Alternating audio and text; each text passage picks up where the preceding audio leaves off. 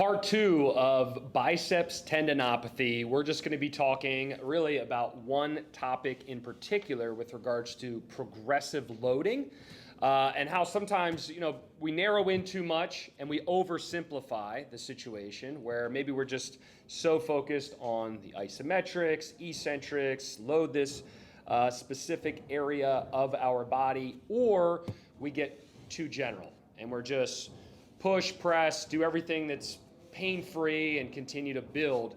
So Zach, where do you think kind of the sweet spot is with regards to making sure that we're isolating the tissue and loading and getting what we want from a tendon change standpoint, but also seeing big picture, maybe addressing some of the things that may have predisposed the tendon itself to have excessive loading or being unable to handle the loading that is being placed upon it?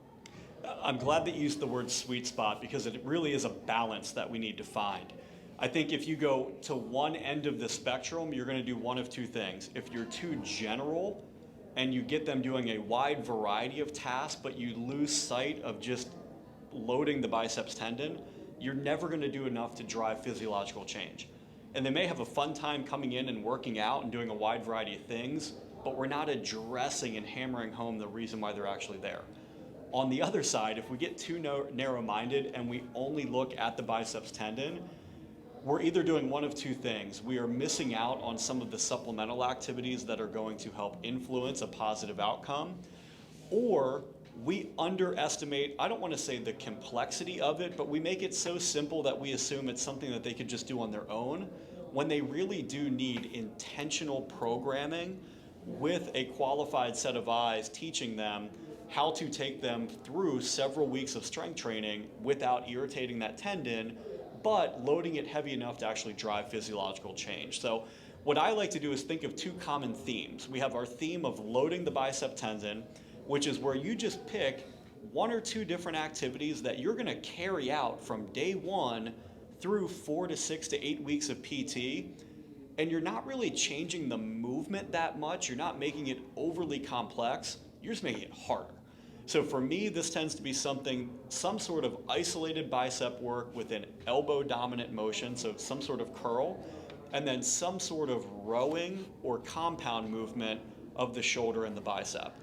Then with that, you're sprinkling in and you're layering in all of your other just upper body movement patterns, your foundational movement patterns.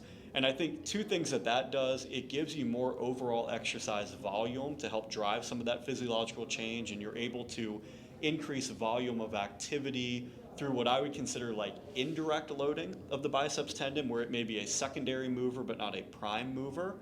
But it also gives you continual feedback on their activity tolerance to things that they probably are going to later attempt in the gym, and it gives you the opportunity to see them carry it out in session, where you can either make modifications to either their technique or their form or their approach, or give feedback as to, hey, this is one that you can up the ante, you can push a little bit more weight, or hey, I don't mind you doing this, but let's cap it at 20 pounds, or let's cap it at 50 pounds for this. So for me, two themes: direct biceps loading, pick something simple from a movement standpoint that isolates the bicep and just progressively make it harder over the course of 4 to 8 weeks. And then the other part to that is more of their upper body, more global movements, where you're exposing them to a variety of motions that are going to put the biceps tendon probably in different positions of length, different positions of stress, but it's not the primary mover.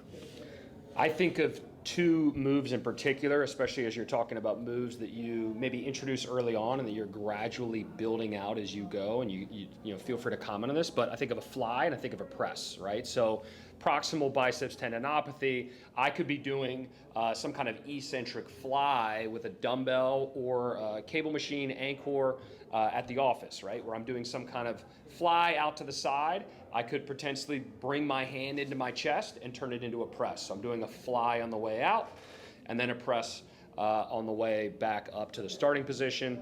The other thing that I like as well is single arm push-up. I like to place the barbell in the rack somewhere nipple height to belly button height. It allows me to work on the eccentric part of a pressing pattern. So what I'll do is I will do a negative, and then I will 2 hands on the way out. So it allows me to abide by some of those early tendinopathy principles that I'm focusing on, allows me to dose an activity. As you mentioned, sometimes isometrics can be very, very challenging for people to kind of gauge how much.